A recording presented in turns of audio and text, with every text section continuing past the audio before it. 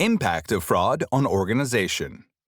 No organization is safe from the serious damage that fraudulent activity may impose. Chances of occurrence of fraud cases are present in all types of organizations, whether large or small. The effects of occupational fraud may be pervasive, resulting in devastating financial, reputational, and operational losses. In large organizations, the scale of fraud is also usually large, resulting in huge losses causing depletion of profitability. These organizations employ a large workforce deployed in different locations to perform different roles. Weak controls over a large number of employees increase the chance of occurrence of significant fraud incidents. Fraudulent activities have significant negative consequences for the organization's shareholders, investors, and key executives. Organizations where large-scale frauds are reported to have experienced a decrease in stock prices and loss of market share. Large-scale frauds may result in bankruptcy, delisting from the stock exchange, assets disposals, and change of senior management.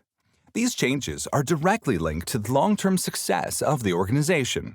The corporate changes resulting due to the fraudulent activities lower the morale and confidence of the customers, bankers, and suppliers, resulting in loss of operations and growth.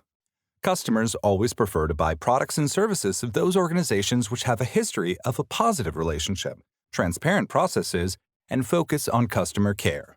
In case of publicly reported significant frauds, the customers switch their buying with other reliable and trustworthy competitors. The decline in market share and profitability levels results in cash flow problems and working capital issues. Financing needs are not fulfilled, and the organization is exposed to the risk of bankruptcy.